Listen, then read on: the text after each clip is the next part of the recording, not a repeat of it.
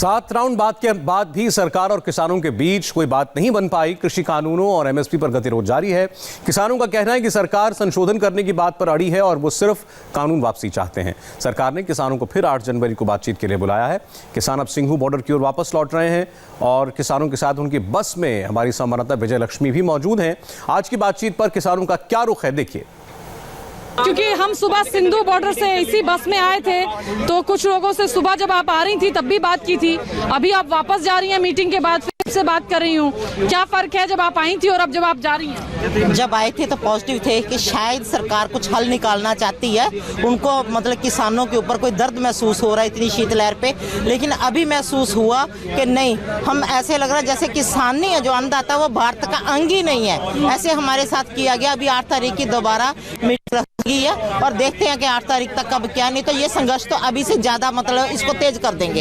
ये बताइए, मीटिंग्स पे मीटिंग्स हो रही हैं लेकिन समाधान कुछ नहीं निकल रहा है। हाँ जी, हमने तो सरकार को बोल दिया है कि हमें ये कानून रद्द करवाने हैं, लेकिन गवर्नमेंट बोल रही है अमेंडमेंट के ऊपर, इसलिए समाधान तो वो अमेंडमेंट के बिल अड़ी हुई है सरकार। हम तो रिक्वेस्ट कर रहे हैं कि प्लीज इनको रद्द कर दो और हमारी जान छोड़ो। तो अभी आप वापस दोबारा सिंधु बॉर्डर पर जाकर दोबारा से बैठ जाएंगे, आंदोलन फिर चालू? जी हाँ, आंदोलन तो चल रहा है, जैसे चल रहा है वैसे चल रहा है। सभी लोग वहाँ हैं, हम तो कुछ नुमाइंदे हैं उन लोगों के, वहाँ आके सरकार से बात करते हैं, जाके वहीं पे ट्राली में फिर बैठ जाए। इतनी ठंड में आप लोग बैठे हैं, सरकार से बातचीत आपकी हुई, कोई समाधान निकलता नजर आ रहा है? बिल्कुल, बातचीत जैसे पहले दौर में आ गई थी, पहले दूसरे दौर में वहाँ पहुँच चुकी है। अभी भी इस बात में 3 लॉ के अंदर और एमएसपी पर सरकार वहाँ की ज्यों की त्यों खड़ी है।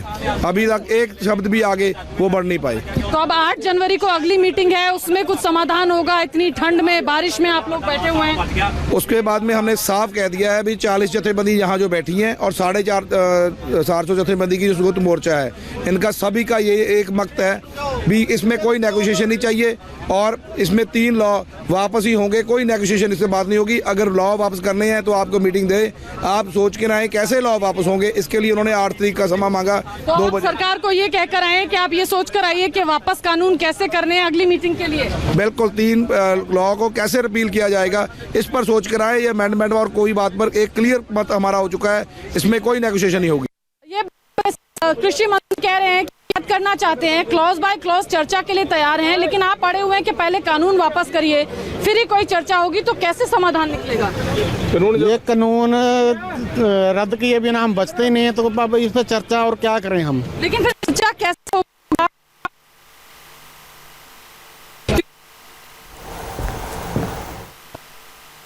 क्लॉज बाय क्लॉज चर्चा तैयार थे 3 कानूनों पर, लेकिन आप लोगों ने हमको तो 3 महीने हो गए चर्चा कर रहे हैं बैठे। हम पहले 2 महीने पंजाब में निकले, 1 महीने से ऊपर यहाँ हो गया। तो ये तो सरकार को समझना चाहिए ना इस चीज को। आप बताइए, कृषि मंत्री कह क्लॉज बाय क्लॉज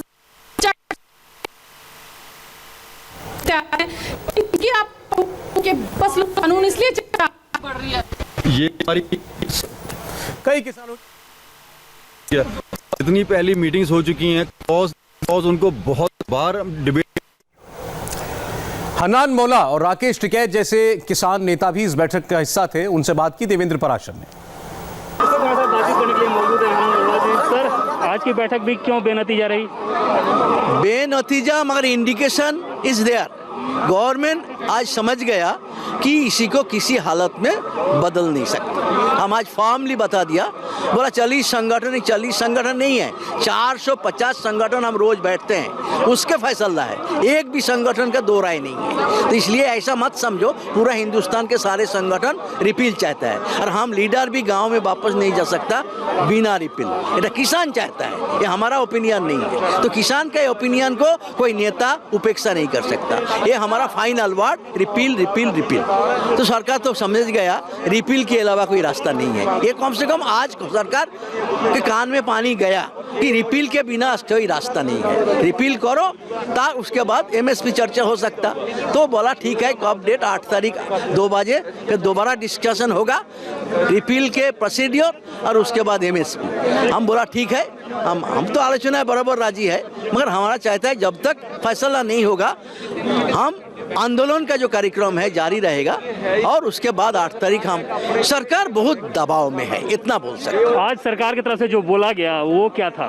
सरकार कोई बोला, पहले बोला था अमेंडमेंट, हम बोला रिजेक्ट कर दिया, बार बार ये बात मत उठाओ, हम थक गए सुनते सुनते। नो टॉक ऑफ अमेंडमेंट, जो होगा रिपील के बारे में बात करो, तो सरकार रिपील के बारे में बात करेगा। कोई ऐसा इंडिकेशन है कि रिपील किया जा सकता है? क्यों, तो दिखाएगा, हम उसको मजबूर करेंगे रिपील करने। चलिए, बहुत धन्यवाद हमसे बातचीत करने के लिए। तो हनन मुल्ला को आपने सुना जो कि कह रहे थे कि सरकार को मजबूर करेंगे कि तीनों कानूनों को वापस लिया जाए। इस वक्त हमारे साथ बातचीत करने के लिए मौजूद है राकेश टिकैत जी। सर, आज की बैठक में क्या हुआ? आज की बैठक में ये है कि 3 कानून वापसी हो, बस अकेले इसी पे आज चर्चा हुई पूर्ण रूप से। सरकार की तरफ से क्या कहा गया? सरकार की तरफ से ये है कि हम इसमें सलाह करके और आपको बताएंगे, जब देश के किसानों की यही डिमांड है तो हम इस पर सलाह कर लें, चर्चा कर लें। सरकार ने ऐसा कोई संकेत दिया कि कानून वापस लेने को तैयार है?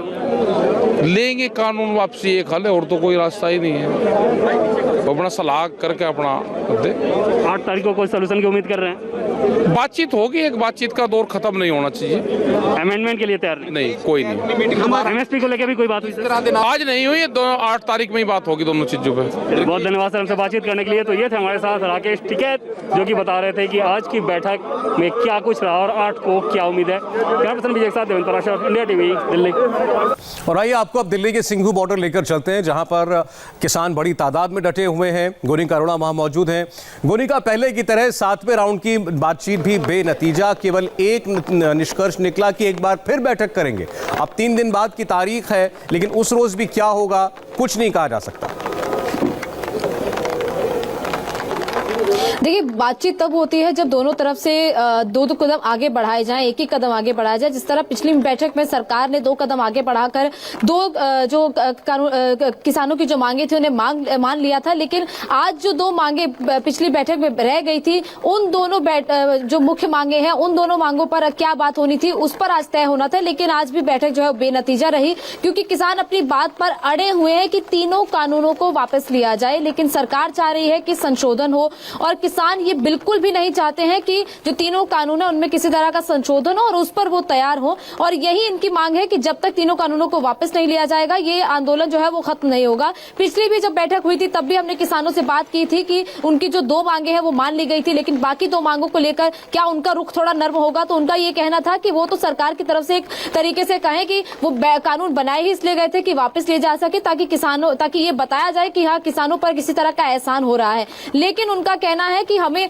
वो 2 मांगे तो थी हमारी, लेकिन सबसे जो बड़ी मांग है वो तीनों कानूनों को वापस लिया जाना है। एमएसपी पर भी अगर बातचीत होती है तो उस पर भी अगर कुछ सरकार की तरफ से कुछ मान लिया जाता है तो उस पर भी ज्यादा उनका रुख नर्म नहीं होगा किसानों का यही कहना है कि तीनों कानूनों को वापस ले, तभी आगे की बातचीत होगी। और आज सबसे कठिन दिन था बातचीत का, क्योंकि 2 मांगे तो मान ली गई थी, बाकी की जो 2 मांगे जिन पर किसान बिल्कुल भी पीछे हटने को तैयार नहीं है, उस पर किसानों को मनाना, सरकार की तरफ से फायदे जरूर बताए गए। मंत्री जो बैठक में मौजूद थे उन्होंने बताया, फॉर्मल इनफॉर्मल दोनों तरीके की बातचीत हुई। लेकिन जिस तरह अभी भी हमारे संवाददाताओं ने कई किसानों से बात की तो उनका यही कहना है कि किसानों का रुख जो है वो नर्म नहीं हो रहा है। उनका यही कहना है कि सरकार को हम झुका कर रहेंगे, तो वो अपनी मांगे मनाना चाहते हैं, जो उनकी मांगे हैं उससे कम वो उस पर नहीं मानेंगे। और जिस तरह अगली बैठक 8 जनवरी को है, ऐसे में तारीख तो मिल रही है, कम से कम ये एक पॉजिटिव साइन है कि किसान बातचीत के लिए तैयार हैं। जिस तरह जो पिछली बैठक जो 30 दिसंबर को हुई थी, वो बैठक करीब 20-22 दिन के बाद हुई थी, और उसके बाद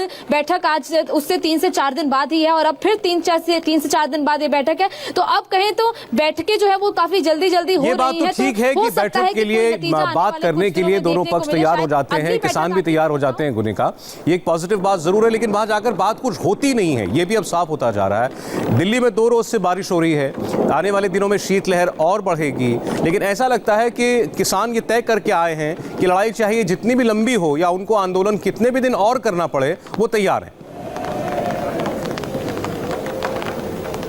बिल्कुल सौरभ, जिस तरह कल भी पूरा दिन बारिश हुई, जब हमने कल भी जाकर गाजीपुर बॉर्डर पर किसानों से बात की तो उनका कहना है कि बारिश तो किसान सह ही लेते हैं, क्योंकि वो खेतों में रहते हैं, घुटनों तक पानी में वो अपनी खेती का काम करते हैं। ऐसे में बारिश से उन्हें कोई फर्क नहीं पड़ता है। हालांकि जो बुजुर्ग किसान इस आंदोलन में शामिल हुए हैं, जाहिर तौर पर उनके लिए एक परेशानी की बात जरूर है, लेकिन वो मानना नहीं चाहते हैं।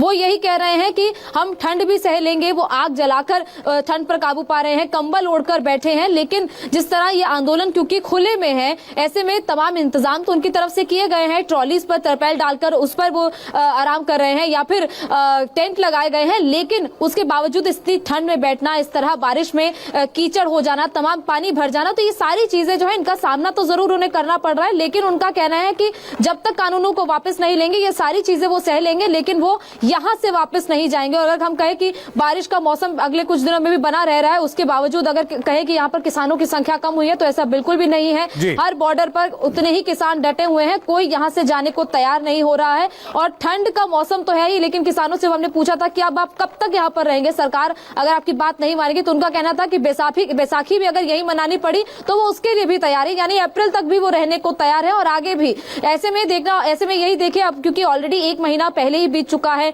अब ठंड जो है वो अपने पीक पर है। उसके बिल्कुल, अब उम्मीद यही है हर बार की तरह कि कोई रास्ता जल्द निकले। देवेंद्र पराशर भी हमारे साथ अब ज्वाइन कर रहे हैं, वो विज्ञान भवन पर हैं, किसान नेताओं से बात कर रहे थे। देवेंद्र, कोई फर्क नहीं है पिछले दौर की बातचीत में, आज के दौर की बातचीत में? किसान नेता जब जा रहे होते हैं तब भी एक सी बात कहते हैं, बाहर निकलकर भी वही जवाब सुनने को मिलते हैं जो पहले न जाने कितनी बार हम सुन चुके हैं।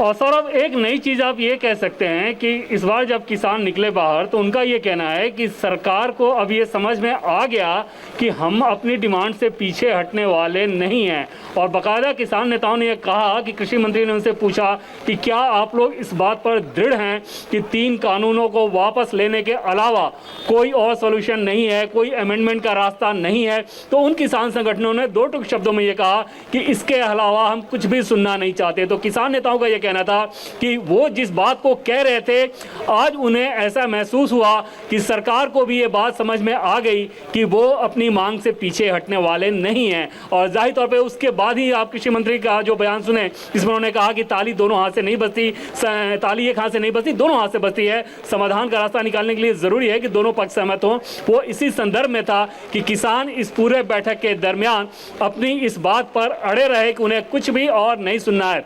और बैठक के बाद सौरभ, बहुत दिलचस्प यह था कि मैंने कुछ किसान नेताओं से जानने की कोशिश की, ये कहते हुए कि भाई देश के लोगों को ही आप ये बताएं कि आखिर स्पेसिफिक्स निगेटिव्स क्या है। उनका ये कहना था कि सरकार इस बिल के फायदे बता रही थी। मैंने कहा कि क्या उसमें ये जरूरी नहीं था कि आप लोग भी इसके नुकसान बताते, आप नुकसान बता दीजिए। वो बहुत कुछ स्पेसिफिक तौर पर नुकसान बताने की स्थिति में नहीं है।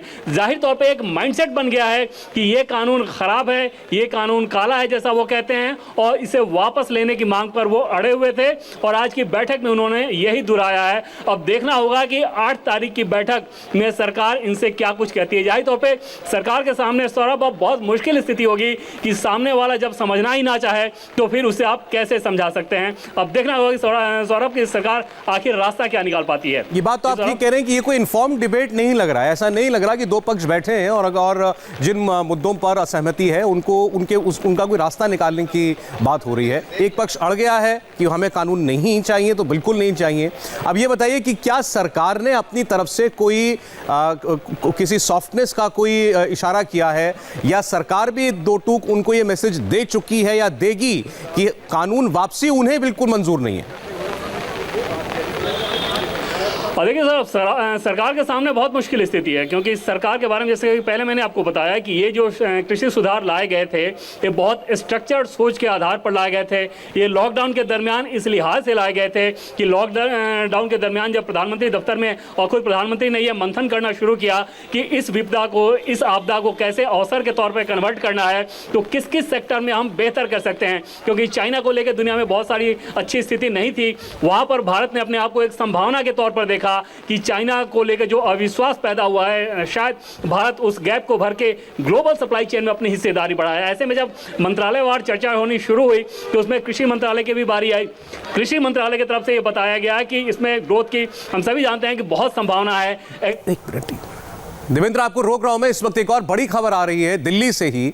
इनकम टैक्स डिपार्टमेंट से पूछताछ के बाद पहली बार रॉबर्ट वाड्रा ने सफाई दी है। रॉबर्ट वाड्रा ने कहा है कि इनकम टैक्स डिपार्टमेंट ने उनसे जो भी सवाल पूछे उसके जवाब उन्होंने दिए। We've answered everything, and we are here to cooperate and answer any agency, anything, whatever they ask.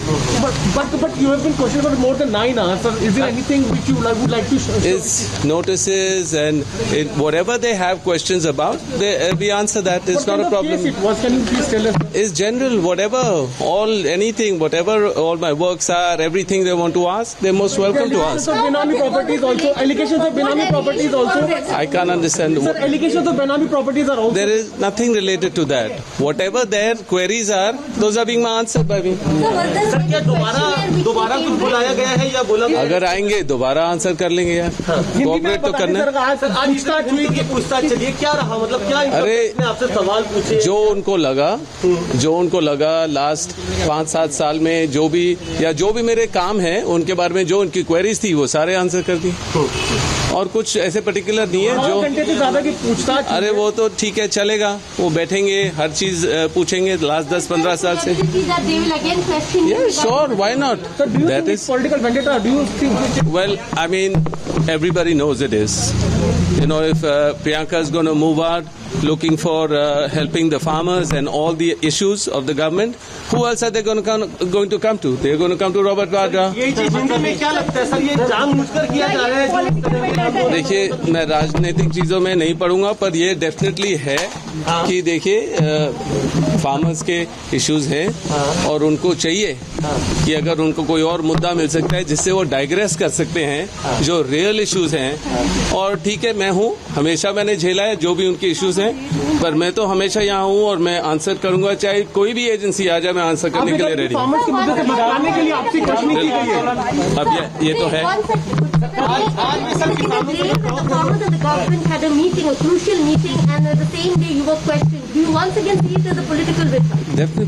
Definitely it is. What else can I say? This has been going on for a decade, and I'm answering every agency. Why don't you approach sir? Sorry? It's a lot of matters are sub judice, and a lot of matters are with the court. It's fine. It's a process. I'm going to be here. I'm going to answer all the questions. I have nothing to hide, nothing to worry about, and justice will prevail. The truth will prevail, and that's what's going to happen. Sir, can you please tell us what was the case about There is आपको target किया जा रहा है? बिल्कुल, definitely. क्या मामला था आपको क्वेश्चन की? अगर मैं कुछ भी काम करूंगा 2004 से अभी तक वही चल रहा है, अच्छा आपने ये कैसे किया, वो कैसे किया, ये सारी क्वेरीज हैं, वो पूछते रहेंगे, मैं जवाब देता रहूंगा, क्योंकि कुछ छुपाने की जरूरत है नहीं, कुछ अलग बोलने की जरूरत है नहीं. Not particular, it's all the same, anything at all. Thank you. Robert Vadra से इनकम टैक्स विभाग पूछताछ कर रहा था. 9 घंटे पूछताछ चली. रॉबर्ट वाड्रा ये कह रहे हैं कि चूंकि उनकी पत्नी प्रियंका गांधी वाड्रा वो किसानों के मुद्दे को उठाती हैं, किसानों के हक की बात करती हैं, इसीलिए उनको टारगेट किया जा रहा है. प्रियंका आवाज उठाएंगी तो वो रॉबर्ट वाड्रा को परेशान करेंगे. उन्होंने कहा कि सरकार चाहती है किसी तरह किसानों के मुद्दे से देश का ध्यान हटाया जा सके. इसलिए आज जब इतनी अहम मीटिंग चल रही थी किसान नेताओं के साथ सरकार के मंत्रियों की, तब उनसे पूछताछ की गई. उन्होंने कहा लेकिन मैं जो भी सवाल पूछेगा उनके जवाब देता आ रहा हूं. आगे पूछताछ के लिए बुलाएंगे, मैं तब भी जाऊंगा, तब भी सवालों के जवाब दूंगा, मैं कोऑपरेट करूंगा. उन्होंने कहा मैं हर एजेंसी के सवालों के जवाब देने के लिए तैयार हूं. जब उनसे पूछा गया कि आपसे क्या पूछताछ हुई, क्या बेनामी संपत्तियों को लेकर पूछा गया, तो उन्होंने कहा कि मेरे सारे कामकाज के बारे में मुझसे सवाल किए गए, मैं जो भी बिजनेस करता हूं उन सब के बारे में उन्होंने पूछा है, और ये 1 दशक से ज्यादा वक्त से चल रहा है. उन्होंने बार बार एक ही बात कही कि ये सब राजनीति से प्रेरित है. चूंकि राहुल गांधी और प्रियंका गांधी पॉलिटिकल मुद्दे उठाते हैं, सरकार से कठिन सवाल पूछते हैं, इसीलिए उनको परेशान किया जाता है.